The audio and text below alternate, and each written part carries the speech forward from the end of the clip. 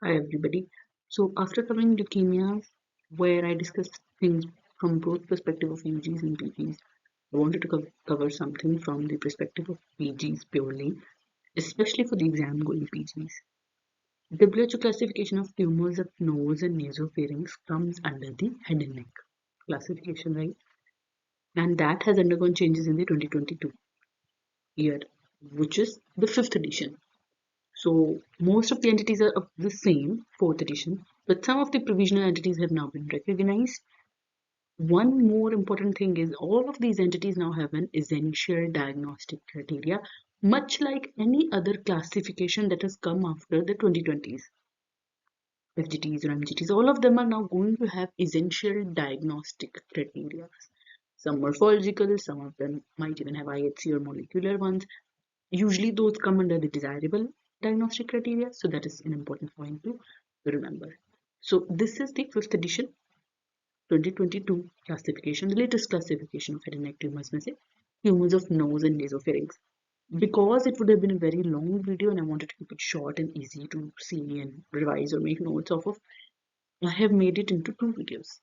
Okay, and so let's discuss the classification. So first, nasal cavity, paranasal sinuses, and skull base, all of these are included together. So there are three things that are coming here: hematomas, epithelial lesions, and mesenchymal lesions, and then other are others. So there are four things, not three: hematomas, epithelial lesions, mesenchymal lesions, and the fourth one you have your others. In hematomas, you have three entities. All of them have been given some small short forms for you to remember. The first is REAH, REAH, respiratory epithelial adenomatoid hematoma. Second is your seromucinous hematoma. Third is NCMH, which is nasal chondro mesenchymal hematoma. When we come to the epithelial lesions, we have the benign ones first, which is papilloma, ISP, inverted sinus nasal papilloma, oncocytic, which is OSP, exophytic, ASP. So and all of these have been discussed separately. Then we have keratinizing carcinomas, keratinizing SSE, non-keratinizing SSE. It has a specific entity, emerging entity, which has been included, DEC2 fusion entity, subtype, which has been included here. Nut carcinoma, SF1, SFI, SNF complex deficient sinonasal carcinoma. So they were initially just including SMARC-B1, but now they have also added the loss of SMARC-A4 in this entity, and they have, in the same chapter of this carcinomas, they have discussed both of these in main capilla feature. Then we have the lymphoepithelial carcinoma, this SNUC typical, and then you have teratocarcinosarcoma. New entity, again, which was provisional in the fourth edition. It is now called as HPV-related multi-phenotypic sinonasal carcinoma. The old name was HPV-related carcinoma with adenoid cystic-like features. Then we have the intestinal type sinonasal adenocarcinoma or non-intestinal type sinonasal adenocarcinoma. Ending this classification, mesenchymal tumors, sinonasal angiofibroma, glomerulonephritis, biphenotypic sarcoma, chordoma. And you have others also like ameloblastoma or craniopharyngioma or meningiomas or neuroblastomas. Again, here I'm just discussing. In this video, I'll not be covering all of these. Let's start though. It will be a big video, I think. Next video, I'll be making separate video for the nasopharynx, and these are the entities of the nasopharynx. I'm not discussing them here. Okay, coming to the hematomas, you have three hematomas: respiratory epithelial adenomatoid hematoma, which they have given it a full short form, REAH. Seromucinous hematoma, nasal chondromesenchymal hematoma, which is NCMH. Now let's discuss them one by one. An overgrowth, so it is an overgrowth of surface epithelium derived medium-sized ciliated glands. So that is why the respiratory epithelium, because they're ciliated glands and they're coming from the epithelium, surrounded by thickened basement membrane. So they're usually located in the nasal cavity, but especially the posterior septum and olfactory clefts. Secondarily, can involve the ethmoid labrum. Less common side. So all of these carcinomas and all of these lesions of the head and neck, especially this nasopharynx that we're discussing here, they have been given in localization has been given two ways. First sentence में दिया होगा more common site और second sentence में दिया होगा less common site, and then sometimes they have also discussed bilaterality. सो अगर किसी में लेस कॉमन साइट कोई ज़्यादा रेयर वाली या बायलेटरल वाली है ना, तो वो याद भी रखना होता है। तो I keep discussing those points as they come out, okay. So, localization में nasal cavity, particularly the posterior septum and olfactory cleft, this is the side that you have to remember. And less common site lateral nasal wall, middle meatus, turbinate, बाकी पूरा frontal sinus, ये वो flapping gland. Bilateral lesions are not uncommon, मतलब हो भी सकती हैं. Clinical picture again most common is nasal obstruction. इन सब में जो भी एंटिटीज आज हम डिस्कस करेंगे उनमें सब मास ऑब्स्ट्रक्शन वाले सिम्टम्स है। नेजल ऑब्स्ट्रक्शन इज अ मास वाला सिम्टम के मास की कोई ऑब्स्ट्रक्शन हो रही है तो नेजल ऑब्स्ट्रक्शन सब में हुआ, ये कॉमन मास ऑब्स्ट्रक्शन वाले सिम्टम्स है। Anosmia, headache, epistaxis often with long stand chronic rhinosinusitis. Imaging, all of them की इमेजिंग बहुत डिटेल में दी है, सीटी की फाइंडिंग दी है और एमआरआई की फाइंडिंग दी है। मैंने एज ब्रीफली एज पॉसिबल इसको इंक्लूड करने की कोशिश किया है। इमेजिंग में ऑल्फैक्टरी क्लेफ्ट की एक्सपेंशन विदाउट बोन इरोजन, क्योंकि बोन इरोजन हो रहा है तो मतलब इन्वेजन हो रहा है, ठीक है। Epidemiology adults with male predominance, this you have to remember. जितनी भी एंटिटीज अब तक मैंने पढ़ी है इस चैप्टर में, they are all either male preponderance और they have equal gender distribution. There is no female preponderance. So you have to remember कि nasopharynx वाली जो होती हैं या फिर nasal या even oral cavity, we know this, right? ये males में ज़्यादा common है, all of them. And all of this is somewhat related to the occupational exposure or tobacco smoking, etc. as well, okay? So patients are usually adults with male predominance. हाँ, और ये सारी entities जो आज मैं discuss कर रही हूँ इनमें कोई भी बच्चों वाली नहीं है, ये सब adults की है। Patients of a wide range are affected with a median presentation in the 6th decade. मतलब थोड़ा decade का फर्क हो सकता है adults में, middle age adults में. They are associated with allergic diseases and nasal inflammatory disorders, जो हमने डिस्कस किया chronic rhinosinusitis के साथ. तो दो चीजें हैं इसमें, तीन चीजें, increased fractional allelic loss, तो वो कहता है कि ये न्यूप्लाज्म है, हमाटोमा नहीं है। और फिर है सेकंड है कि क्लोनल नेचर, तो वो कहता है कि हाँ ये न्यूप्लास्टिक है। और थर्ड है कि ट्रिप्टोप्रोटेज प्रोड्यूसिंग मास्ट सेल्स और मेटेलो प्रोटीनेसेस हैं, तो एलर्जिक का भी कंपोनेंट है इसमें। मैक्रोस्कोपी, पॉलीपॉइड और एक्सोफिटिक ट्यूमर है with rubbery consistency, tan to reddish brown हो सकता है, to 60 mm in greatest dimension. Histopathology pictures आएंगी साथ साथ, लेट मी डिस्कस हिस्टोपैथोलॉजी जल्दी। पॉलीपॉइड है, प्रोलिफरेशन, पॉलीपॉइड ये याद रखना, पॉलीपॉइड है, मीडियम साइज्ड ग्लैंड्स हैं, ब्रांचिंग ग्लैंड्स हैं, इलोंगेटेड टू राउंड है, जो सरफेस एपिथेलियम से नीचे स्ट्रोमा की तरफ आ रहे हैं और उनमें आपस में सेपरेट करता हुआ ना स्ट्रोमा है जो कि एडिमेटस या फाइब्रस है, क्योंकि अभी हमने डिस्कस किया कि क्रॉनिक साइनोसाइटिस के साथ एसोसिएट हो तो इन्फ्लेमेशन क्रॉनिक वाली मिलती है इस वाली लीजन में। एपिथेलियम सूडोस्ट्रेटिफाइड और सिलिएटेड टाइप का, उसमें कभी कभी म्यूसिनस मेटाप्लेजिया भी हो सकता है, तो तुम्हें ऐसे लगेंगे कि ये वाले ग्लैंड्स तो म्यूसिन से भरे हुए हैं, बट वो एक्चुअली वो सिलिएटेड टाइप में मेटाप्लेजिया हो गया है। फिर कभी कभी एपिथेलियम पूरा फ्लैट हो जाता है, ये कोई सेल लेयर दिखती नहीं है, लिमिटेड सेल लेयर है, and these glands are typically surrounded by thickened brightly eosinophilic basement membrane material, जो तुम पास से स्टेट कर सकते हो। अगेन सो पॉलीपॉइडल मास है,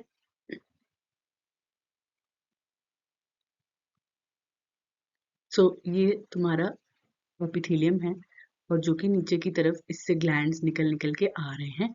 दीज वर रेस्पिरेटरी एपिथेलियम वाले ग्लैंड्स, सिलिएटेड वाले स्यूडोस्ट्रेटिफाइड, बट अभी उनमें म्यूसिनस मेटाप्लेजिया और कितनी ज्यादा इन्फ्लेमेशन, और इनके बीच में जो स्ट्रोमा है, ये पिंक पिंक जो स्ट्रोमा है उसमें कितनी ज्यादा इन्फ्लेमेशन हो गई है, जिसमें पूरी तरह से फ्लैट हो गए हैं, स्ट्रोमल हाइलाइजेशन बहुत हो गई है, और ग्लैंड भी अगर तुम देखोगे उसमें सेल्स एपिथेलियम पूरी तरह फ्लैट हो गया है।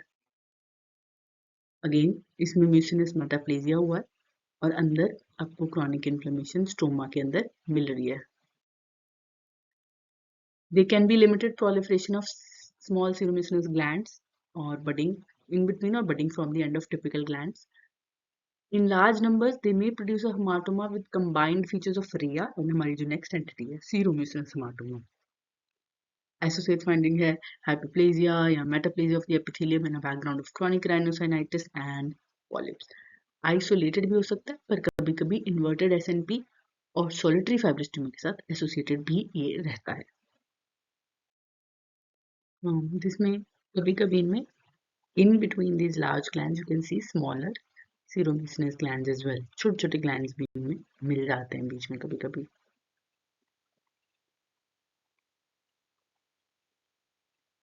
रिया की एक सब टाइप है कॉन्ट्रोशियस रेस्पिरेटरी एपिथेलियल हेमाटोमा. इसकी पिक्चर आगे है. In addition to the glandular component, you also have cartilaginous or the osseous component. Overall ये इन जनरल हिस्टोकेमिस्ट्री पे पास हाईलाइट कर दिया थिक एंड बेस में मेम्ब्रेन ऑफ रिया. IHC में CK7 MUC4 CK8 18 CK5 620 CDX2 और SADP2 negative है. Mucinous epithelium जो original होता है उनमें पॉजिटिव होते हैं. बेस से लेयर इंटैक्ट होती है. P60 P40 और S100 के साथ स्टेन करेगी क्योंकि स्मॉल ग्लैंड कॉम्पोनेंट में नहीं मिलेगा जो बीच में सीरोम्यूसिनस ग्लैंड छोटे छोटे. देयर इज नो EBV की association. This is the picture of core जहाँ पे ग्लैंड्स के साथ साथ लेमुलर बोन भी आई हुई है. इसका क्या रिया का क्या diagnostic criteria like I said in सबका एसेंशियल डायग्नोस्टिक क्राइटेरिया दिया हुआ है. सरफेस एपिथेलियम से ओरिजिनेट होना चाहिए जो कि रेस्पिरेटरी एपिथेलियम वाले ग्लैंड्स होने चाहिए pseudo stratified ciliated. Basal layer उनकी रिटेन होनी चाहिए. बेसमेंट मेम्ब्रेन थिक होने चाहिए जो कि बेस पास से स्टेन कर सकते हो and it should displace normal elements. That was all. Of course TB. Inflammatory polyp जो नॉर्मल इन्फ्लेमेटरी नेजल पॉलिप देते हैं. Inverted papilloma, biphenotypic sarcoma, low grade non intestinal type sinonasal adenocarcinoma भी इसका DD हो सकता है क्योंकि म्यूसिनस टाइप एपिथेलियम लगता है.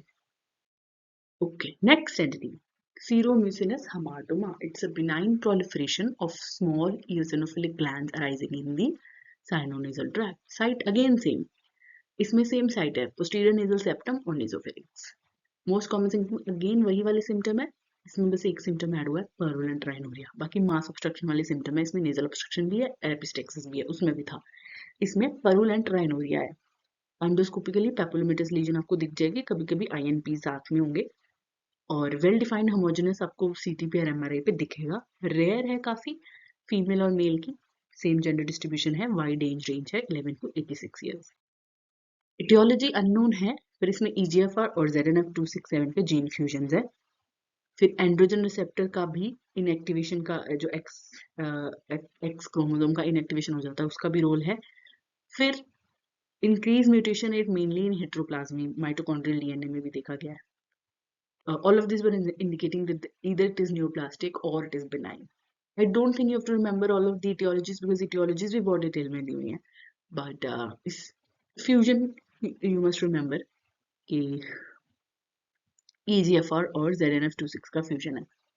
Macroscopy में again this is also polypodal just like the other one, 4 to 6 mm, just like the other one. It's again polypodal lesion like the other one. Respiratory epithelium again like the other one. With small eosinophilic glands. इसमें अब दो चीजें जो आपको याद रखनी है जो डिफरेंट है. स्मॉल उसमें मीडियम साइज थे. eosinophilic glands and in glands resembling microglandular adenoses of the breast. इसमें लोब्यूल्स में प्रेजेंट होते हैं glands. There is no infiltrative growth. जैसे वहां तो एपिथेलियम से नीचे आ रहे हैं. इसमें लोब्यूल में प्रेजेंट है. These are small, uniform, and may contain an amorphous eosinophilic material lined by cuboidal cells with small nuclei without mitosis. Myopathy basal layer इसमें absent है, only focally present, but basal lamina around tubules is discernible. The tubules may be seen between native bony elements. Bony destruction and infiltration can be seen. No complex architectural patterns are present in this seromucinous hamartoma. देखो ये पूरा आपका papilloma है. ठीक है, lined by your ciliated pseudostratified epithelium, if you can appreciate this epithelium over here. And then you have this lobule-like horizontal placement of your glands. Again यहाँ पे भी एक lobule proliferation हो रखी है आपके seromucinous glands. This is again छोटे gland है जैसे microglandoadenosis होता है breast. छोटे glands हैं और कहीं कभी इनमें थोड़ा सा eosinophilic जैसे इसमें eosinophilic cell material आ सकता है और इनमें basal layer around the tubules is discernible. This is another. कभी कभी इसमें cystic change भी आ जाता है. Histopathology. The small glands are sometimes combined with cystic, very continued cystic structure and a p63 positive basal cell, more characteristic of RIA. Mixed form exists as well. Essential diagnostic criteria. Monotonous proliferation of small tubules, no atypia, absent और rare होनी चाहिए basal cell, पर basal lamina जरूर discernible है. कोई infiltrative pattern नहीं है, कोई complicated architecture नहीं है, कोई gland fusion नहीं है. Prognosis and prediction, recurrence are rare again following complete excision. Again, glands are immunoreactive for S100. P63 basal cells are absent around the small glands, जो छोटे ग्लैंड है उनमें ये एब्सेंट है। तो जो रेस्पिरेटरी एपिथेलियम का जो बेसल लमाइना है उसमें ये प्रेजेंट है। लास्ट हमाटोमा, 3 हमाटोमा थे, रिया, सीरोमिसिनेस हमाटोमा और एनसीएमएच। थर्ड है नेजल कॉन्ट्रो मेसेनकाइमल हमाटोमा, बेनाइन है, composed of cyst lined by respiratory epithelium associated with nodules of cartilage and myxoid spindle cell stroma. This lesion, you have to remember, is frequently bilateral. This you have to remember. This lesion is frequently bilateral. Parani again इसमें site थोड़ी सी different आती है, उसमें posterior nasal septum दोनों में positive side most common site थी, इसमें ethmoid sinus most common site है and it is frequently bilateral. तो तीनों हमाटोमास में से सबसे ज्यादा फ्रीक्वेंटली बायलेटरल एनसीएमएच है और ये स्कल बेस एक्सटेंशन भी होती है इसमें। सिम्टम्स इसमें नॉन स्पेसिफिक है, मास मिल जाता है। इसकी डाइसर 1 जो डाइसर सिंड्रोम होता है ना, डाइसर सिंड्रोम के जो न्यूरोप्लाज्म्स है उसके साथ इसकी एसोसिएशंस है। इन पेशेंट्स में डाइसर सिंड्रोम वाले न्यूरोप्लाज्म्स मिल सकते हैं। Imaging shows a complex solid and cystic pieces भी है। Excuse me. Heterogeneous soft tissue mass, frequent calcification and bone erosion मिलता है। Less than 1% के पेशेंट्स में प्लूरोपल्मनरी ब्लास्टीमा होता है, PPB। प्लूरोपल्मनरी ब्लास्टोमा आपको याद हो डाइसर सिंड्रोम में होता है, तो इसमें पेशेंट्स में लेस देन 1% में मिलता है। वाइड एज रेंज है but most patients are less than 1 year of age. I forgot to say that. I said it earlier that ये सारे बच्चों में होता है बट कोई भी इंडिजन में इनमें से बच्चों में नहीं है। आई फॉरगॉट आई थिंक कि एनसीएमएच है जो वो बच्चों में होता है, most of the lesions at least. DICER 1 syndrome के साथ एसोसिएटेड है, that means you have to have loss of function and missense mutation of DICER. फिर कैसा अगेन पॉलीपॉइड, पहले दो भी पॉलीपॉइड थे, ये भी पॉलीपॉइड है, fleshy soft tissue mass composed of epithelial cyst which are lined by respiratory epithelium और साथ में इमेच्योर टू मैच्योर कार्टिलेज है जहां, और कहाँ पे है, all of this is in a spindle stroma. Focal giant cell like cells भी मिल सकते हैं ऑस्टियोक्लास्ट से near the erythrocyte filled space resembling ABC. Woven bone भी बीच में मिल सकती है, साथ में एसएनटी और क्रॉनिक राइनोसाइनाइटिस भी हो सकते हैं इस पेशेंट को।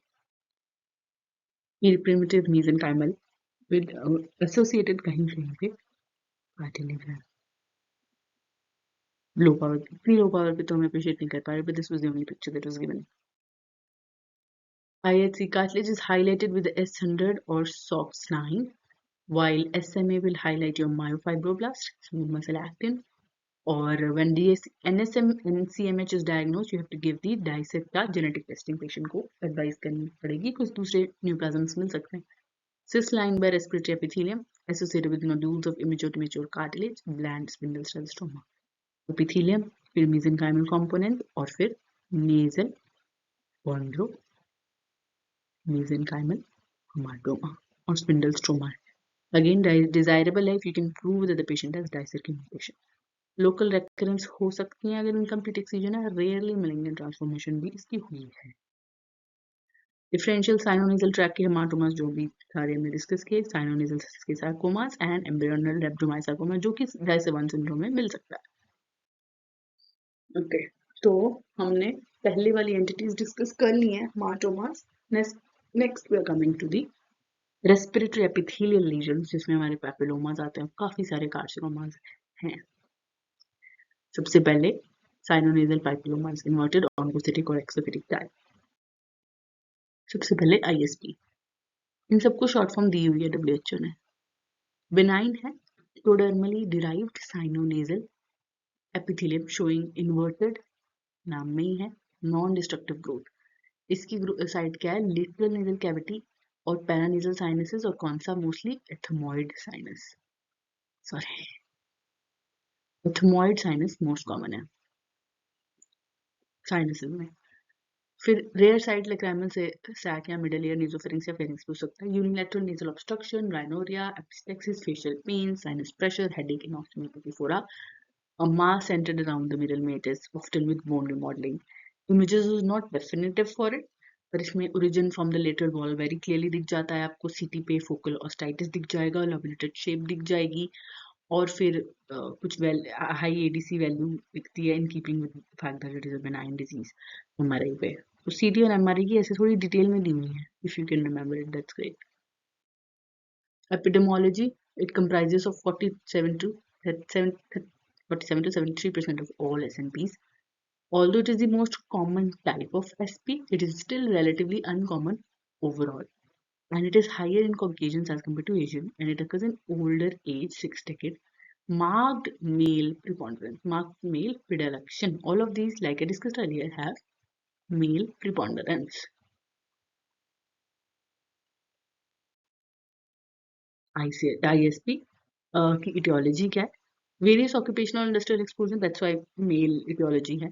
Relationship with tobacco smoke की अभी uncertain है. HPV DNA जरूर इसमें associated है. It's और somatic EGFR mutation, just remember this.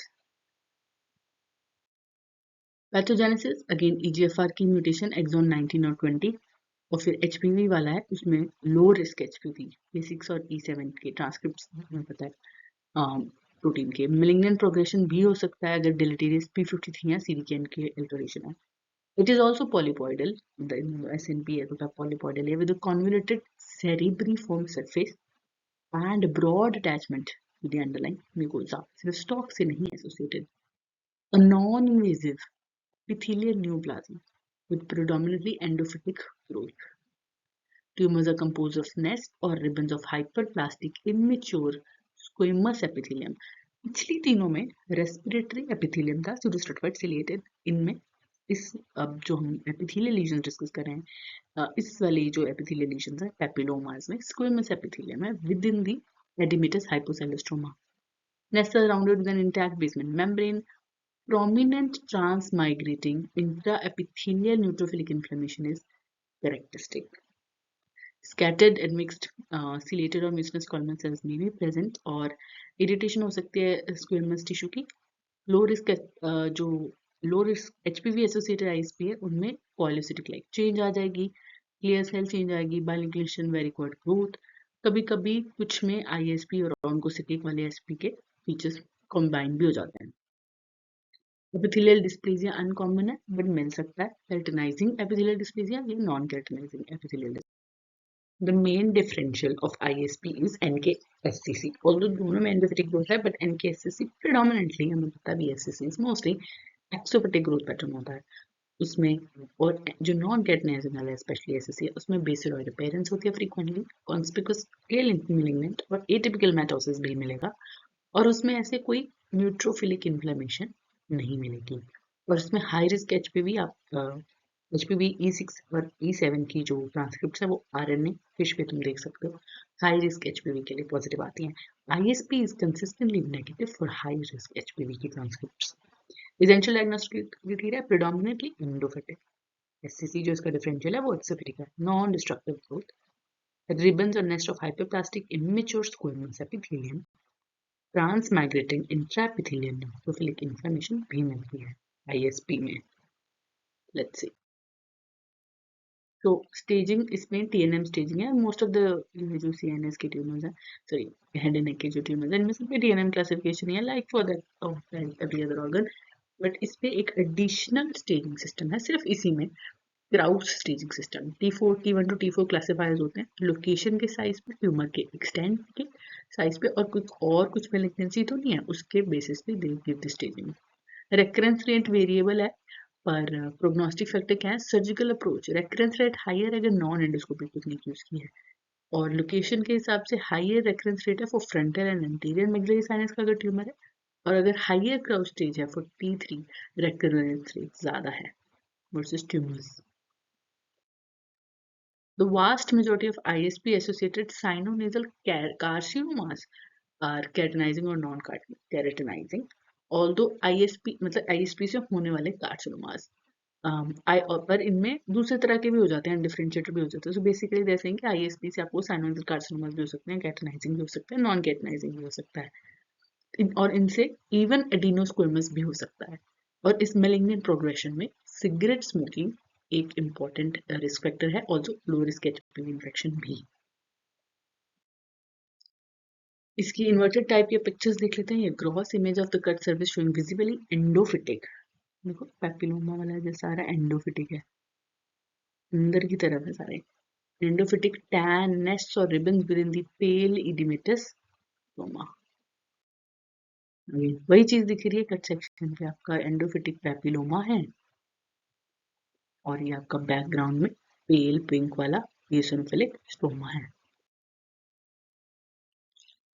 और इसमें आपको intra epithelial neutrophilic inflammation characteristic है ये इस एंटिटी की, ठीक है। और इससे होने वाले जो कार्सिनोमास है उसमें ये नहीं मिलती, ठीक है। अगर ये लो रिस्क एचपीवी के साथ एसोसिएटेड है तो koilocyte like change, increase clear cell change और बाइन्यूक्लिएशन मिलती है। एचपीवी वाली जो चेंजेस होती हैं किसी वायरल चेंजेस, ठीक है। अगर inverted type with keratinising SCC, clearly SCC भी हो जाए पेशेंट को,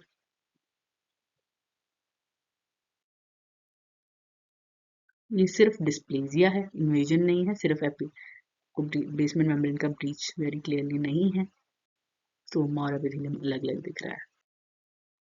okay, the next is OSP, sinonasal papilloma oncocytic type. हमने वो वाला तो कर लिया आईएसपी। वे भी बिनाइन एपिथेलियल न्यूप्लाज्म उसकी तरह एक्टोडेर्मिक अगेन। इसमें multi layered oncocytic cuboidal to columnar epithelium में, पिछले वाले में पैपिलोमा में स्क्वेमस एपिथेलियम था, साइट बट सेम है, लेटरल वॉल है नेजल कैविटी की या फिर साइनस की। बट कौन सा वाला साइनस सबसे कॉमन है? मैक्सिलरी। उसमें कौन सा कॉमन था? इथमॉइड। बाकी रेयर साइट तो है ही, और वो वाला बायलेटरल भी था। Clinical feature unilateral nasal obstruction है, राइनोरिया एपिस्टेक्सिस और एनोस्मिया के साथ भी प्रेजेंट कर सकता है। अब इमेजिंग की डिटेल दी है तो mass centred on the middle meatus bone remodel के साथ दिखता है, बट ओएसपी और आईएसपी इमेजिंग पे सेम दिखते हैं, बट तीन फीचर्स हैं जो डिस्टिंग्विश करते हैं ऑन इमेजिंग ओएसपी और आईएसपी को। ओएसपी का हाई, इसमें दिख नहीं रहा, फोटो आ रही है मेरी उसपे, हाई सिग्नल है ओएसपी का। T2 का जो सिग्नल है, मल्टीपल म्यूसिनस सिस्टिक फोकाई दिखते हैं ओएसपी पे, और lack of focal osteitis. Epidemiology 3 to 19%, वो almost 50% था of all the sinonasal papilloma. They typically occur in older adults and rare in patients younger than 30, थोड़ा ज़्यादा older एज ग्रुप है, और इसमें मेल प्रिपोंडरेंस इतनी नहीं है। कंफर्म रिस्क फैक्टर कोई नहीं है, पर इसमें तो एचपीवी भी रिस्क फैक्टर नहीं है। इन्वर्टेड ओएसपी जो स्क्वेमस एपिथेलियम वाला था उसमें आपका रिस्क फैक्टर था एचपीवी, पर ये ओन्कोसिटिक टाइप है, इसमें नहीं है। इसमें म्यूटेशन कहाँ है? केरास की म्यूटेशन है, जस्ट रिमेंबर दैट। अगर ये कार्सिनोमा बनता है, जैसे वो वाला भी तो कार्सिनोमा बनता है, वो सेम म्यूटेशन होगी, चाहे वो inverted sinonasal carcinoma inverted sinonasal papilloma carcinoma बन रहा हो, या फिर ऑन्कोसिटिक कार्सिनोमा बन रहा हो, दोनों में म्यूटेशन इसकी वजह से है। पैथोजेनेसिस दोबारा आ गया। मैक्रोस्कोपिकली पैपिलरी और पॉलीपॉइडल ग्रॉस अपीयरेंस है, बहुत लार्ज भी हो सकते हैं बट यूजली कम होते हैं। Non invasive papillary epithelial neoplasm with mixed endophytic and exophytic growth pattern. Tumours में multiple layer of cuboidal to columnar cells मिलेंगे, अबंडेंट ऑन्कोसिटिक ग्रैनुलोसाइट मतलब granular eosinophilic cytoplasm, slightly enlarged and irregular but centrally placed nuclei, small nucleoli scattered in mixed columnar और mucus sales भी मिल सकते हैं। और इसमें इंट्रा एपिथेलियल न्यूट्रोफिलिक इन्फ्लेमेशन तो पिछले में भी थी, बट इसमें माइक्रोसिस्ट प्रेजेंट है with mucin and neutrophilic micro abscesses, these are characteristic. बाकी इसमें एटीपी इतना डिस्प्लेसिया इतना कॉमन नहीं है। पिछले वाले में तो डिस्प्लेसिया कोई कैरेक्टराइज कर दिया, केराटिनाइजिंग और non keratinizing. Essential diagnostic criteria mixed exophytic endophytic growth, pictures अभी आ रही हैं। ऑन्कोसिटिक सेल्स हैं, क्यूबॉइडल टू कॉलमर मोर्फोलॉजी, और इंट्राएपिथेलियल माइक्रोसिस्ट्स हैं। इंट्राएपिथेलियल सिस्ट पड़ी हुई एपिथेलियम के अंदर अंदर ही with mucin and abscess. Recurrence rate इसका भी वेरी करता है और मल्टीफैक्टोरियल है, इंक्लूडिंग ट्यूमर की एनाटॉमिक लोकेशन बड़ी मैटर करती है। रेकरेंस रेट हाइयर अगर पैरानेजल साइनस का है, और नॉन एंडोस्कोपिंग टेक्निक के साथ अपैरेंटली रेकरेंस रेट ज़्यादा होता है। मेलिग्नेंट ट्रांसफॉर्मेशन हो जाती है, चाहे एक साइड का हो चाहे दूसरी साइड का, 3 to 70% of rapid. This is again your feature mix exophytic है और एंडोफिटिक ग्रोथ। कैरेक्टरिस्टिक ये अब दो दिख रही है, कैरेक्टरिस्टिक इंट्राएपिथेलियल छोटी छोटी, माइक्रोसिस्ट बनी हुई हैं विद म्यूसिन के अंदर, और न्यूट्रोफिलिक एब्सेस तो हैं ही, ठीक है। और कितना ज्यादा ग्रैन्युलर इओसिनोफिलिक साइटोप्लाज्म है, इओसिनोफिलिया कितना ज्यादा है इनमें, ऑन्कोसिटिक साइटोप्लाज्म है। इन वाले में थोड़ा सा न्यूक्लियर एटीपिया आ गया है, यू कैन सी सारे सेल राउंड नहीं है, थोड़ा सा डिस्प्लेजिया आ गया है। इसमें साइनोनेजल कार्सिनोमा भी आ चुका है आपका in association with OSP. Okay, now ESP, third type of sinonasal, the last type of papilloma is sinonasal papilloma exophytic. Again, benign sinonasal tract epithelium composed of broad papillary frond with delicate bulbous globose covered by maturing multilayered epithelium. इसकी site different है, lower interior nasal septum, secondary इन्वॉजिलेटर nasal wall secondarily, उन सब में primarily है, but rarely it originates there unlike the other two. इसमें तो पेरिनेजल sinus भी इन्वॉल्व नहीं होते और इसमें बायलेटरल लीजन्स नहीं होती। अगेन मास लीजन वाले सिम्टम आएंगे, नेजल ऑब्स्ट्रक्शन और एपिस्टेक्सिस, एंडोस्कोपी से आप डायग्नोस कर सकते हो, इसमें इमेजिंग की जरूरत ही नहीं पड़ती, तो दी नहीं है उन्होंने। 2 times as common in males as compared to females, typically occur in adults 2 to 50 years of age. It majority of these tumor harbor a low risk HPV, यानी कि तीनों पेपिलोमाज में ISP, OSP और ESP, इनमें सिर्फ आपका OSP है जो HPV से एसोसिएटेड नहीं है, ISP और ESP दोनों HPV से एसोसिएटेड है। पैथोजेनेसिस इसका अननोन है थैंकफुली, बाकी सबकी तो म्यूटेशन दी रखी है। माइक्रोस्कोपी पेपिलरी और वॉट ग्रे पिंक और टैन हो सकता है, attach to the septum by broad base, size up to 20। Better ये छोटा है, दूसरों का साइज जो ना 60 mm के आसपास था। Papillary frond with fibrovascular cores covered by proliferative multilayered epithelium 5 to 20 cells thick. अब ये वाला एपिथेलियम स्क्वेमस भी हो सकता है, रेस्पिरेटरी भी हो सकता है और इवन ट्रांजिशनल भी हो सकता है। फर्स्ट लाइन हमने इसमें डिस्कस जो पिछले दोनों में करी थी, एपिथेलियम क्या था, ISP में स्क्वेमस, OSP में सिलिएटेड या कॉलमनर, पर ESP में दोनों हो सकते हैं। Exophytic, predominantly exophytic growth, multilayered squamous epithelium. Again इसमें तो इंट्राएपिथेलियल आपको न्यूट्रोफिल्स भी अप्रिशिएट हो रहे होंगे। ये HPV 6 and 11 low risk HPV इसमें पॉजिटिव है। Scattered mucocytes and intraepithelial neutrophils are common, keratinization इसमें कम नहीं होती अनलेस कोई ट्रॉमा या ड्राइड वायर है।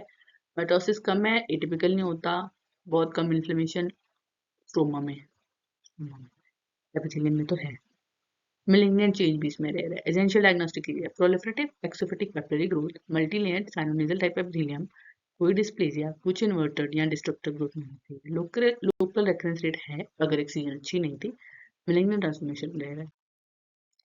DD इसका डिफरेंशियल है मेनली क्यूटेनियस कैटनाइजिंग स्क्वेमस पेपिलोमा, जो कि नेजल वेस्टिब्यूल में ज्यादा कॉमन है। इन्वर्टेड साइनस पेपिलोमा इसका भाई बंधु, और papillary squamous cell carcinoma.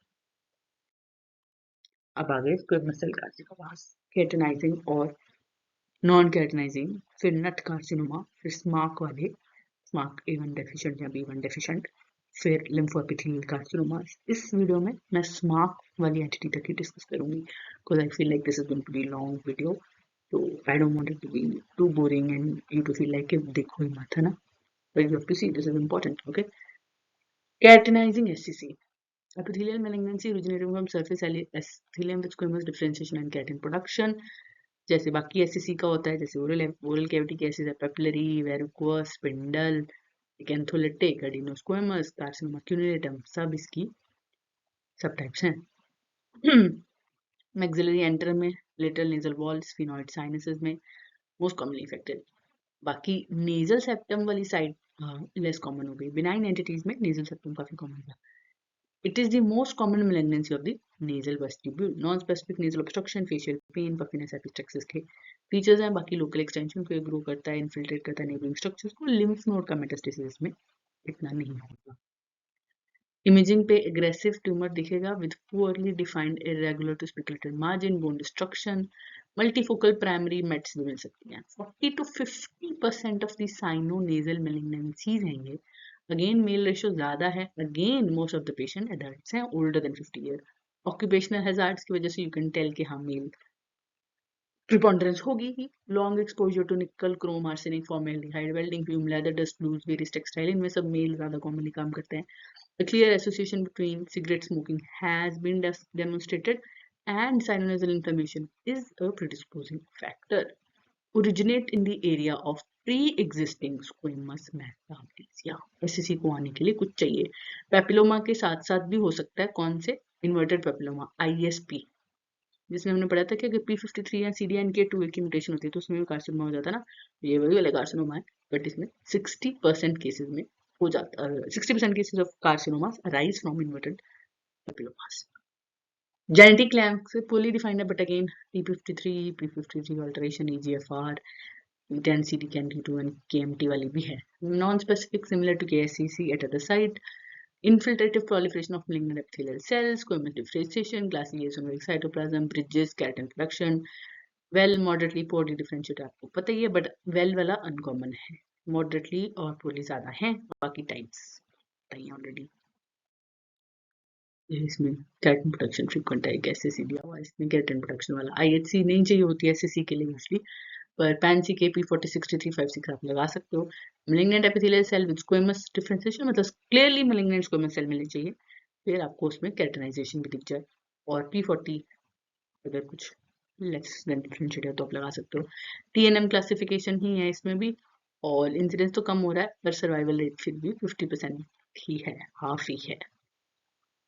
Okay, differential क्या है? साइनोनेजल पेपिलोमा सबसे पहला, जिससे 60% ऑफ ये कैंसर आते ही पेपिलोमा से हैं, तो वो इसका सबसे पहला DD है. नेक्रोटाइजिंग साइलोमेटाप्लेजिया, जब जो सीरोमिसनस ग्लैंड है उनमें नेक्रोसिस हो जाता है, मेटाप्लेजिया हो जाता है. स्यूडोएपिथेलियोमेटस हाइपरप्लेजिया, कभी कभी आपके पास जो लीजन आती है ना, बायोप्सीज आती हैं, प्रॉपर लीजन छोटे छोटे स्क्रेप से आते हैं जो, तो उसमें स्यूडोएपिथेलियोमेटस हाइपरप्लेजिया भी तो डायग्नोसिस दिया जाता है. So that is also DD of keratinizer SCC. Varicose hyperplasia, बाकी दूसरे स्पिंडल सेल न्यूरोप्लाज्म, अगर आप सार्कोमेटॉइड SC स्पिंडल सेल SCC की बात करें तो वो उसका DD हो जाएगा. Non keratinising SCC. An epithelial malignance of sinonasal surface region shows an histological and immunohistochemical evidence of squamous differentiation, but इसमें कोई केराटिनाइजेशन नहीं है, नाम में ही है ये बात. नेजल कैविटी या मेगली साइनस में होता है. मास इफेक्ट वाले सिम्टम आएंगे. पैरान्यूप्लास्टिक ट्यूमर, जब ये पैरासाइनस को इन्वॉल्व करता है तो यूजली हाईएस्ट स्टेज में आता है, क्योंकि दो जगह की साइट है ना इसकी, या तो नेजल कैविटी की या साइनस की. तो बोल रहे हैं कि जब साइनसेस को इन्वॉल्व कर रहा है, that would be occurring in a higher stage than the nasal cavity. बाकी CT और MRI हेल्प करता है. बाकी नेक्रोसिस मिल जाता है लार्जर ट्यूमर में, बस इतना याद रख लो. इसमें तो 20 to 40% ऑफ साइनोनेजल जो SCCs हैं उसमें NKCC, but of course non keratinizing less common है एज कंपेयर टू केराटिनाइजिंग. बाकी पेपिलरी और बिसलरी पैटर्न मिलता है. 6 to 7 डेकेड मेल्स अगेन ज्यादा कॉमन, और बूढ़े males 6 to 7 decades. Okay, weak association है टोबैको यूज के साथ. HPV हाई रिस्क के साथ भी वीक ही एसोसिएशन है. Only rarely EBV positive. और 50% ऑफ कार्सिनोमास में पिछले टैक्स मतलब प्री एग्जिस्टिंग साइनोनेजल पेपिलोमा था. P60 ओवर एक्सप्रेशन आप देख सकते हो PCRP पे या फिश पे कंफर्म कर देगा. और डेक एंड AFP का ये फ्यूजन मैंने आपको बताया था शुरू में जब मैंने क्लासिफिकेशन की डिस्कस किया था कि केराटिनाइजिंग SCC की एक न्यू इमर्जिंग एंटिटी डिस्कस हुई है 5th एडिशन में, वो है डेक और AFF2 की जीन की फ्यूजन वाली एंटिटी जो आएंगी आगे. ट्यूमर्स एंडोफिटिक भी हो सकता है, एक्सोफिटिक हो सकता है, फ्राइबल होता है, white tan surface, haemorrhage necrosis, large और बल्कि expansile nest, lobule ribbon, declare pushing pattern with smooth stromal interface, minimal desmoplasia, often deep or destructive growth. Papillary architecture भी हो सकता है. बाकी बेसिलॉइड आर्किटेक्चर भी हो सकता है. एटीपिया, माइटोटिक फिगर और necrosis are variable. Subtypes. HPV associated SCC is a subtype defined by the presence of high risk HPV. The majority of the tumors otherwise display classic NK SCC morphology. कुछ में HPV में दूसरे भी मिल सकते हैं, keratinising या बेसिलॉइड या न्यूमोस्कोमा. Emerging entity क्या है? DEC AFF2 carcinoma is an emerging subtype of NKCC defined by recurrent fusions. इसमें भी complex pattern मिलेगा. Frons and acidomystic tubule lined by the transitional epithelium with amphophilic tubulosymphyric cytoplasm. Strikingly monomorphic he cells हैं. Surface और intraepithelial disc cohesion है, और इसमें inflammation भी है. दूसरे typical NKCC से differentiate करने वाले features हैं. पर इसका मोर्फोलॉजिकल ओवरलैप काफी है श्नेडरियन कार्सिनोमा, पर्टिकुलरली जो SN कार्सिनोमा है, SNUC कार्सिनोमा, उसके साथ इसका काफी ओवरलैप है. Diffusely positive for cytokeratins, particularly high molecular weight 5-6 or CK3 beta E2 for P63 P40. Negative है साइनेप्रोफाइसिन, क्रोमोग्रेनिन, INSME, SN नट, CD19 और स्मार्क A1 और B1, A4 और B1 भी इसमें इंटैक्ट है, म्यूटेटेड नहीं है, लॉस नहीं है. ये सारी नेगेटिव चीजें इसलिए बताई गई हैं क्योंकि ये उनका DD है. आगे डिस्कस करते हैं. नेस्टेड नेस्ट दिख रही है आपको, लोब्यूल्स दिख रही है, हाई साइटोप्लाज्मिक रेशियो है, नो कैटेनाइजेशन, पेरिफेरल पेनिसिलिन भी अप्रिशिएट हो रही है कहीं कहीं, एंड मिनिमल डिस्प्लेसिया. इसमें predominantly papillary growth pattern, papillae बने हुए हैं, एंड साइटोलॉजिकल एटीपी वेरी. ये हाई रिस्क HPV पॉजिटिव. ये डेक AFT2 वाला है, इसमें confluent exophytic and endophytic surface epithelial discohesion हो गया है, and strikingly monotonous oval nuclei है. इसमें डेंस टिल्स भी मिलता है, not टिल्स, mostly neutrophils, pins I guess, neutrophilic human inflated neutrophils, ये जो न्यू सबटाइप है इसमें मिलता है ये सब. Essential diagnostic criteria, squamous evidence होना चाहिए कि स्क्वेमस है, कैटेनाइजेशन नहीं होना चाहिए क्योंकि NKCC है. एक्टिव, हाँ, जो हमने IHC नेगेटिव डिस्कस की थी वो इसलिए क्योंकि एसेंशियल डायग्नोस्टिक क्राइटेरिया में आता है कि आपको बाकी सब रूल आउट करना है. नट कार्सिनोमा रूल आउट करना है, स्मार्क B1 रूल आउट करना है, और एडमिंटन सार्कोमा मतलब आपको दूसरे मिमिक्स हैं जो उसको रूल आउट करना है. स्टेजिंग अगेन TNM, प्रोग्नोसिस है 5 ईयर सर्वाइवल 60% है, बेटर प्रोग्नोसिस HPV एसोसिएटेड वालों का है. और जो पर ये जो नई एंटिटी है इसमें फ्रीक्वेंट लोकल रेकरेंस है और 50% ऑफ पेशेंट्स की डेथ हो जाती है. डिफरेंशियल, ऑल्दो हिस्टोरिकली इनको बेसिलॉइड SSC के अंदर डाला जाता है क्योंकि इनमें बेसिलॉइड पैटर्न मिलता है, पेरिफेरल पेनिसिलिन वगैरह मिलती है. पर अब वो वाला जो वेरिएंट है बेसिलॉइड SSC, उसको स्ट्रिक्टली इस जिसमें नेस्टेड आर्किटेक्चर और बेसमेंट मेम्ब्रेन डिपोजिशन और कॉम्बोड नेक्रोसिस मिलेगा उसमें डाल दिया गया. इन्वर्टेड ग्रोथ, इन्वर्टेड पेपिलोमा जैसी लग सकती है, बट वो भी सिंक्रोनस या मेटाक्रोनस पेपिलोमा होना चाहिए to call it carcinoma ex papilloma. DEK और A50 वाले कार्सिनोमा में बिनाइन पेपिलोमास पहले एग्जिस्ट करते थे. HPV रिलेटेड मल्टीफिनिक साइनोनेजल कार्सिनोमा में भी बेसिलॉइड एरियाज मिल सकते हैं. दूसरे जो साइनोनेजल ट्यूमर है जिनमें स्क्वेमस डिफरेंशिएशन हो सकती है, नट या एडमिनटिनोमा लाइक यूइंग सार्कोमा या स्मार्क B1 डेफिशिएंट साइनोनेजल, और भी काफी सारी एंटिटीज हैं. Nut carcinoma, epithelial malignancy with a monotonous appearance genetically defined by rearrangement of the NUT-M gene, nut nuclear protein in testis, NUTM1 gene. Localization head and neck, primary constitute about 40%. Most common site is the sinonasal tract, जिसकी हम tumour discuss कर रहे हैं. Nasopharynx, major salivary gland, बाकी site rare. Rapidly growing mass है. Nasal obstruction, mass symptoms, pain, headache, excessive nasal discharge, ocular symptom भी हो सकते हैं. Local invasion, lymphatic या hematogenous spread. Metastasis भी इसमें मिलता है, lymph node, bone और multi-organ dissemination. Imaging, organ local destruction, bone, sinus, orbit, brain तक जा सकता है. 80% of the polydifferential carcinoma of the upper aerodigestive and about 1% of all head and neck carcinomas का ये बात है. Female to male, median age of 24 years. थोड़ा comparatively younger as compared to the previous entities. Biology unknown, but इसमें classic translocation है 15-19 chromosome की. 15 chromosome पे आपकी NUT-M1 जीन है और BRD4 जीन है 19 पे. माइक्रोस्कोपिकली एक्सोफिटिक अल्सरेटेड नेक्रोटिक मास, ये बेसिकली सारी जो नट के साथ BRD कंटेनिंग प्रोटीन्स है उसको डिस्कस किया हुआ है.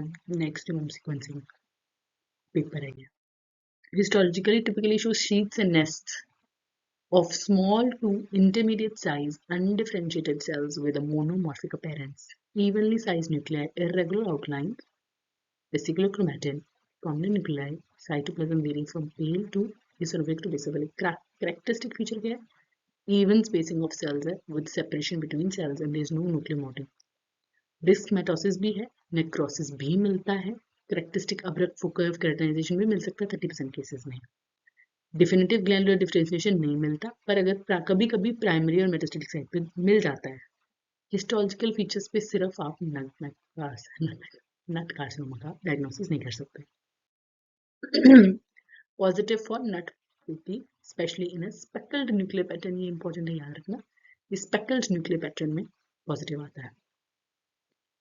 कभी कभी जर्म सेल ट्यूमर्स से ये वाली प्रोटीन सिर्फ जर्म सेल ट्यूमर्स में भी पॉजिटिविटी शो करती है और कहीं ये पॉजिटिव नहीं आती है वाली एंटीबॉडी. साइटोकाइटिन पॉजिटिव हो सकता है, नेगेटिव भी हो सकता है. मोस्ट केसेस में न्यूक्लियर स्टेनिंग पॉजिटिव हो सकती है p63 के लिए, however p40 is less consistent. Occasionally can be positive for chromogranin and synaptophysin or TPF1 also. Often stain for CD34, which may lead to misdiagnosis of acute leukemia. Ki67 is high. Diagnostic molecular pathology के लिए important है. ये NUT one rearrangement जो translocation हमने discuss किया 1519, उसे आप positive दिखाएं for nuclear NUT expression and more than 50% of the nuclei होने चाहिए to say that it's positive. Achieves 80% specificity, 80%, 100% specificity, 87% sequencing.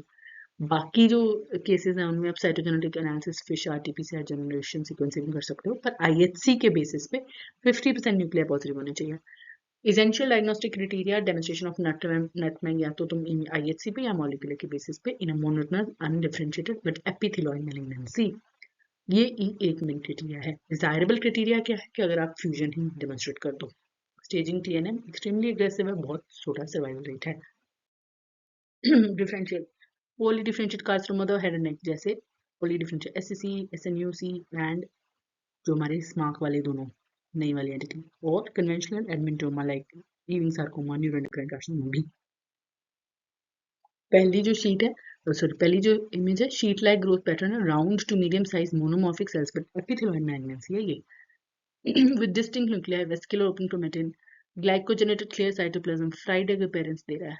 बहुत सिंगल सेल नेक्रोसिस भी है और फ्रीक्वेंट माइटोसिस भी है. अब्रप्ट केराटिनाइजेशन मिल सकती है 33% केसेस में.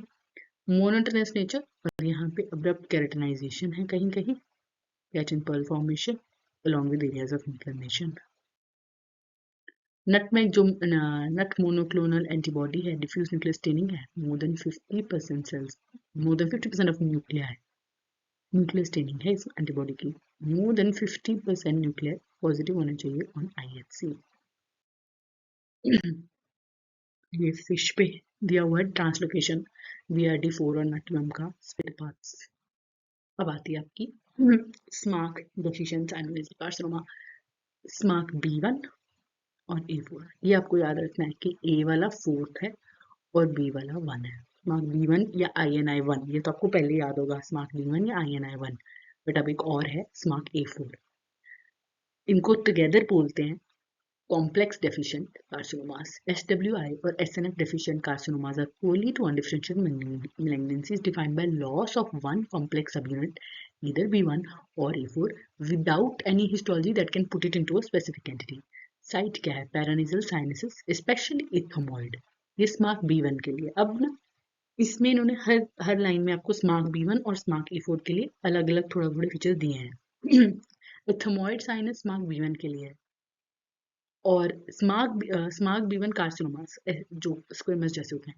जो स्मार्क B1 डेफिशिएंट अडीनो कार्सिनोमा या स्मार्क A4 डेफिशिएंट कार्सिनोमा, उनमें नेजल कैविटी है और उनमें कंटिन्यूअस मल्टीपल साइट कम होती है. Clinical features locally advance disease के साथ काफ़ी प्रेजेंट करता है, इवन T4 तक. इन्वॉल्विंग इन मतलब ऑर्बिट और skull base symptom, again mass nasal obstruction mass वाले सिम्टम्स है. Sinusitis, epistaxis, headache, obstruction of the nasal cavity with frequent orbital complaints as well. Extensive invasion दिखेगा nearby structures का, orbit वगैरह में देख ही लिया. 1 to 3% of sinonasal carcinoma and 3 to 20% of diagnosed as SMARC deficient undifferentiated carcinoma. SMARC B1 deficient carcinoma is rare, with even fewer cases of SMARC B1 deficient adeno and SMARC A4 deficient carcinoma. तो इनमें इन्होंने ना 3 entities discuss की हैं, B1 carcinoma, B1 deficient और B1 deficient carcinoma, B1 deficient adeno carcinoma और A4 deficient. सबसे common आपका B1 वाला डेफिशिएंट है. अगेन मेल प्रिपोंडरेंस है. जो B1 डेफिशिएंट है वो 11 to 18 ईयर्स है, 89 ईयर्स भी 6th डेकेड. बट जो A4 है वो स्लाइटली लोअर एज ग्रुप, मतलब एक डेकेड पीछे. 2-3 डेकेड पीछे भी कह सकते हैं, और अननोन इटियोलॉजी। पैथोजेनेसिस, अब जो SMARC B1 डेफिशिएंट है उसमें हमें पता है कि बाइलेलिक डिलीशन हो गई है, homozygous deletion of SMARC B1, और जो SMARC A4 है उसमें A4 की। और इन ट्यूमर्स जो टिपिकल जो SNUCs होते हैं उनमें IDH की म्यूटेशन होती है, बट इसमें they lack IDH mutations. Okay, microscopically diffusely infiltrating है, सॉफ्ट है, फ्रेजाइल है, नेक्रोटिक है, वेरिएबली पॉलीपॉइडल कंपोनेंट भी हो सकता है, अल्सरेशन नेक्रोसिस हो सकता है। जो SMARC B1 डेफिशिएंट कार्सिनोमाज है उसमें बेसिलॉइड कंपोनेंट ज्यादा मिलता है 60% और प्लाज्मासाइटॉइड 33%, पर दोनों को एग्जिस्ट भी कर सकते हैं। सेल स्पेंडिंग रेयर है। टिपिकल स्क्वेमस या टिपिकल ग्लैंडुलर या डिस्प्लेजिया एब्सेंट है। सेकेंडरी डिफ्यूज एंड पेस्टोइड स्प्रेड में मिमिक डिस्प्लेजिया और कार्सिनोमा। अगर डेफिशिएंट एडिनोकार्सिनोमा उसमें प्रिडोमिनेटली ग्लैंड फॉर्मेशन आपको मिल जाएगी, क्रिप्टिफॉर्मिंग वगैरह भी। बाकी योग सेट पैटर्न प्रिडोमिनेंट वाले भी होते हैं SMARC B1 वाले। These tumors cells are uniformly high grade with severe nuclear pleomorphism, brisk mitosis and necrosis. SMARC A4 है, histologically undifferentiated है, large epithelioid anaplastic cells। तो वो वाले थोड़े से डिफरेंशिएटेड थे, B4 वाले, सॉरी B1 वाले, प्लाज्मासाइटॉइड या रेप्डोइड वाले, सॉरी या बेसिलॉइड में मॉर्फोलॉजी थी। कहीं कहीं ग्लैंड भी बन जाते हैं अगर एडिनोकार्सिनोमा वाला B4। SMARC B1 डेफिशिएंट है। SMARC A4 डेफिशिएंट है, उसमें लार्ज एपिथेलियल एनाप्लास्टिक सेल्स हैं, नेस्ट और ट्रेबिकुले हैं, एक टिपिकल SNUC जैसे लगते हैं। रेप्डोइड बेसिलॉइड इसमें नहीं मिलता, ना ही इसमें स्क्वेमस है, ना ही इसमें ग्लैंडुलर है, पर इसमें रोजेट्स मिल सकते हैं, अबॉर्टोफोसेट्स। SMARC B1 deficient carcinoma, SMARC B1 deficient adenocarcinoma and SMARC deficient carcinoma। Pan CK मिलेगा, वेरिएबल है बाकी सब, CK5, P60, P40, CK7, focal neuroendocrine expression भी है, बट एक्चुअली तुम्हें क्या चाहिए, SMARC B1 का complete loss. Similarly SMARC B1 deficient adeno में भी आपको कंप्लीट चाहिए, कंप्लीट SMARC B1 का लॉस। बट ये SMARC B1 जो डेफिशिएंट जो एडिनोकार्सिनोमा, इसमें योग सैक वाले कंपाउंड मार्कर्स आ सकते हैं अगर आप sometimes irrespective of the presence or absence of the yolk sac component। SMARC A4 deficient में लॉस ऑफ SMARC A4 जिसका दूसरा नाम BRG1 है, SMARC B1 का दूसरा नाम INI1 है, SMARC A4 का दूसरा नाम BRG1 है। पॉजिटिव फॉर पैनसाइटोकेराटिन, रेयरली CK7, बाकी सब इसमें नेगेटिव है। फोकल न्यूरोएंडोक्राइनिस में भी पॉजिटिव है, बाकी ये तो आपका करेक्ट। कोई इसमें वायरल एसोसिएशन नहीं है, HPV एब्स्टेन बाय वायरस, नट इम्यूनोकेमिस्ट्री कंसिस्टेंटली इनमें नेगेटिव होती है। डिफरेंशियल डायग्नोस्टिक क्राइटेरिया नाम में ही है, साइनोनेजल ट्रैक्ट लोकेशन होनी चाहिए, अनडिफरेंशिएटेड कार्सिनोमा होनी चाहिए जिसमें कोई और फीचर कोई किसी भी और एंटिटी का नहीं है, बट हाँ SMARC B1 का लॉस या फिर SMARC A1 का लॉस आपने डेमोन्स्ट्रेट कर दिया। अनइक्विवोकल ग्लैंड फॉर्मेशन मिल रही है, ये आपको चाहिए अगर आपने SMARC B1 एडिनोकार्सिनोमा टाइप आपने बोलना है, या फिर योग सेट लाइक फीचर्स अगर आपने बोलना है। डिजायरेबल क्राइटेरिया है रेप्डोइड सेल, जो कि इसमें मिलता है, yolk sac like features of the adenocarcinoma variant, staging TNM ही है, prognosis and prediction highly aggressive, 2 years का ही सर्वाइवल है, मोर्टेलिटी A4 डेफिशिएंट केसेस की ज्यादा है as compare to other one. Differential sinonasal teratocarcinosarcoma, क्योंकि उसमें सार्कोमेटॉइडल टेट्रामेट कंपोनेंट पर मिलेगा, तो that will be differential feature. SMARC B1 deficient carcinoma, rhabdoid morphology, abundant eosinophilic cytoplasm forming in nuclei। SMARC B1 deficient again anastomosing island मिल रहे हैं tumour cells के, vesicular committed modern amount of cytoplasm, ये आपकी SMARC B1 deficient है। The tumor cell show loss of staining while the stromal cell, endothelial cell, lymphocyte, ये जो background cell है इन सब में आपका न्यूक्लियर नॉर्मल सेल में न्यूक्लियर एक्सप्रेशन रिटेन रहेगा, पर ये ट्यूमर है, ये सारा आपका ट्यूमर है, P वाला, this is tumour, this is tumour, they have all lost SMARC B1। ये है definite SMARC deficient sinonasal carcinoma A4 वाला, इसमें थोड़े एनाप्लास्टिक से सेल्स हैं इन नेस्ट्स एंड स्टैंड्स, ऐसे वेगली न्यूरोएंडोक्राइन फील दे रहा है।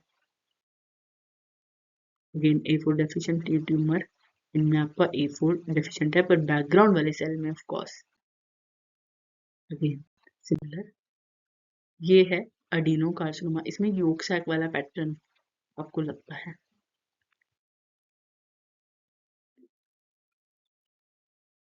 So that was all about these entities. I have not yet made the PPT for the rest of the entities, and the video is quite long itself, so I will finish it. But I'm studying on the rest of the entities. I will cover them soon enough. All the best for your exams.